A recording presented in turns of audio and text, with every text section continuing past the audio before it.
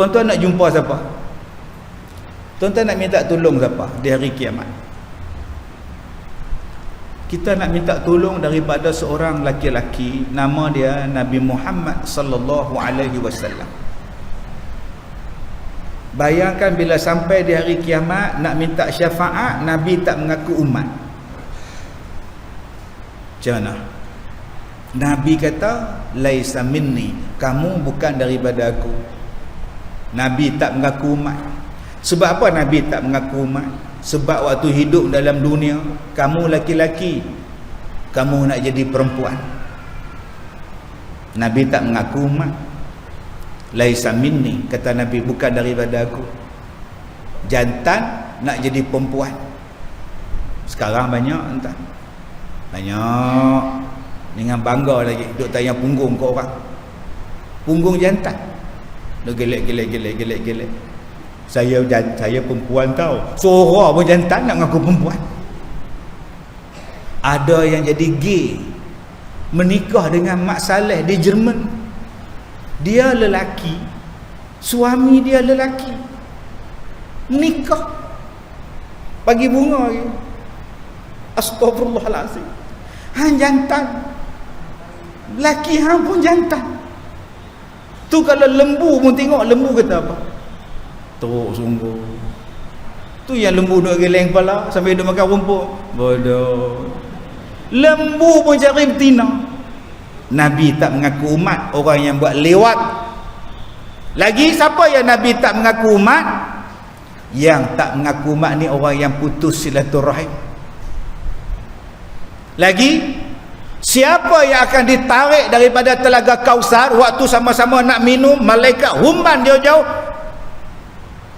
Nabi tanya pada malaikat, mereka itu umat aku, kenapa dihumban? Selepas peninggalan kamu wahai Muhammad, mereka melakukan sesuatu yang kau tak pernah buat. Berapa banyak benda yang Nabi tak buat, sekarang ni kita buat merata. Yang Nabi larang, kita pakat bangga buat pula. Sampai di hari kiamat nak minum telaga Kausar, ada layak. Nak minta syafaat, ada Nabi nak bagi. Kita pegang satu ya pagi ni. Dalam kita ni, yang kita dah tahu manusia yang masuk syurga, dah confirm masuk syurga, ialah Nabi Muhammad sallallahu alaihi wasallam. Nabi Muhammad ni adalah Nabi yang garanti masuk syurga. Kalau begitu, aku ikut Nabi Muhammad, sebab dia dah confirm masuk syurga. Yang lain-lain belum tentu masuk syurga. Baik aku ikut Nabi, dah tentu jalan yang Nabi buat selamat. Itu tuan-tuan pegang. Aku nak ikut Nabi. Nabi itu dah ahli syurga. Kalau aku ikut dia, mesti aku pun masuk syurga. Ayat yang saya baca tu, wa jannatin arduhas samawati wal ard. Kita nak masuk syurga, kita nak minta tolong Nabi. Maka kalau nak minta tolong Nabi di hari kiamat, nama dia syafaat. Ikutlah Nabi daripada sekarang. Mana yang bercanggah dengan Nabi, aku tak mau ikut, minta maaf. Tuan-tuan yang saya hormati, kata Allah, uiddat lil muttaqin, disediakan syurga itu, seluah langit dan bumi disediakan untuk orang yang bertakwa. Subhanallah. Saya orang Ipoh. Tuan-tuan sini ada orang Parit Buntar, ada orang Batu Kurau, ada orang Selangor, ada orang Jati Pahang. Tapi bila kita duduk dalam masjid, semua kita sama. Inilah istimewanya Islam. Dia tak ada nak asing-asing. Ustaz orang mana? Saya orang Perak. Okey, Perak kiblat sana. Nah, sana. Kamu orang mana? Saya orang Negeri Sembilan, kiblat sana. Kamu orang mana? Saya orang Melaka, Lahabau, sana kiblat tuan-tuan. Ada tak tuan-tuan? Tak. Kiblat kita adalah sama. Yang bezanya ialah matahari dah masuk.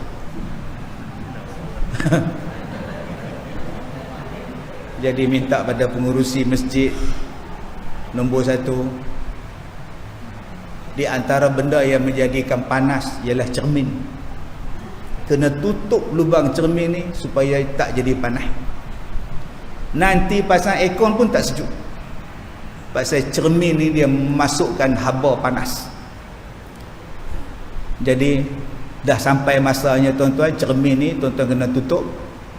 Tak kira lah buah bata ke, tutup dengan apa-apa sajalah supaya tak masuk. Nak? Abang kita tutup, tak jadi abang, yang sini bang, kena panjat bubuh sini bang, situ tak jadi tu. Ni atas ni. Tak sampai, kena bagi bomba. Oh betul.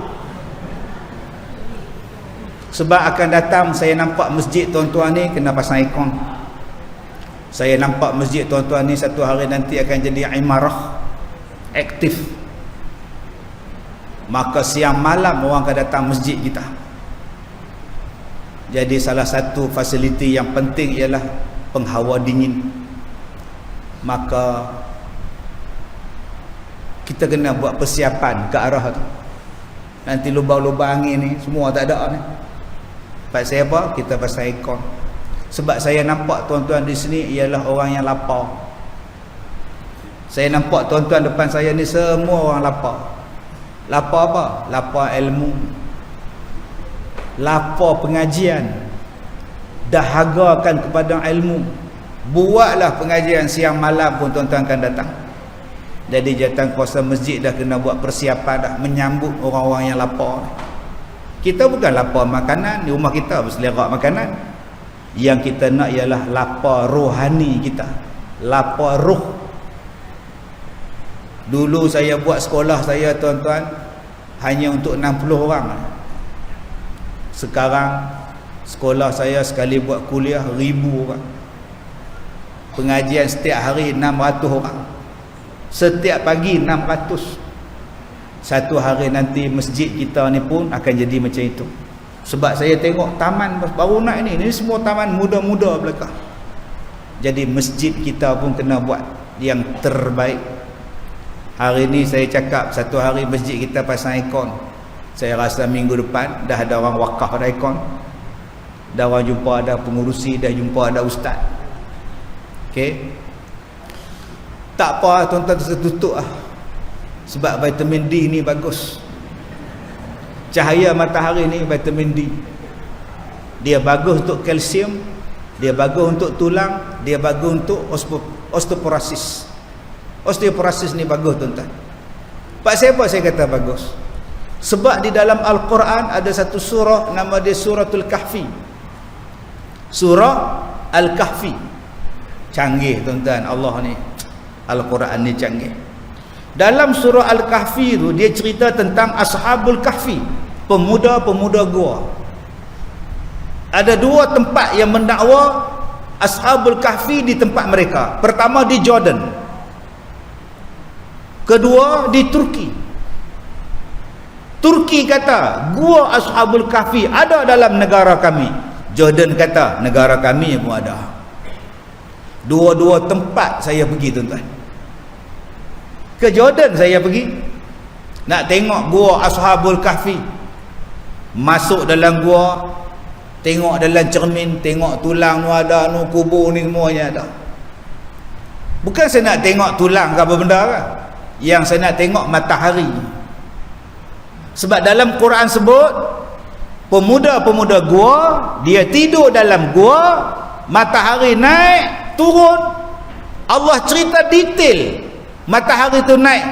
Bila dia naik, bayang mereka ke arah mana, bila turun, bayang mereka ke arah mana. Nak tahu mana satu gua yang betul, tengok Quran. Quran bagi tahu ialah cahaya matahari dia naik macam mana. Ayat 19 suratul Kahfi, wa tahsabuhum aiqadha wa hum ruqud wa nuqallibuhum zatal yamin wa zatal shimal wa kalbuhum basitun zira'a bil wasid law ittala'ta 'alaihim lawallaita minhum firara wa lamulita minhum ru'bah. Ayat ni selalu saya baca. Ayat ni saya selalu baca bila saya tinggal rumah. Saya baca ayat ni. Bila saya tinggalkan kereta, saya baca ayat ni. Di rumah saya dulu ada orang lempar air kencing. Dia botol kaca, dia baling daripada jalan, dia lempar, pecah. Rumah saya dulu ada orang ambil duit siling, dia tabur sepanjang-panjang pintu gate. Dah pintu gate pula, pintu gate. Duit siling tu dia susun elok, teratur. Di rumah saya dulu tuan-tuan, orang nak pecah masuk, dia kumpil gerai tingkap. Di rumah saya dulu tuan-tuan, ada orang bawa botol cuka, dia nak simbah muka saya. Oh dahsyat, jadi penceramah ni. Tuan-tuan ingat jadi penceramah ni seronok. Bawa botol cuka, nak simbah cuka. Bukan cuka makan, cuka getah. Cuka makan saya benar. Polis datang. Polis datang. Tu belum masuk lagi tuan-tuan. Yang 4-5 orang lompat pagar rumah saya, bawa kayu hoki. Tuan-tuan tahu? 4-5 orang bawa kayu hoki. Tuan-tuan tahu tak siapa yang rajin gaduh bawa kayu hoki? Tak tahu. Sebab ada orang masuk Islam, saya bela dia. Dia masuk Islam, dia bawa anak dia. Saya kata, duk, orang cari pasal orang nak ambil anak dia. Hang nak masuk Islam, hang punya pasal apa hang bawa anak hang? Bergaduh pasal anak dengan saya pun kena sekali. Sebab saya tolong letakkan mu'alaf, bela kayu hoki tuan-tuan. Allahu Akbar. Jadi ada satu benda, satu ayat yang saya amalkan. Ayat tadi lah.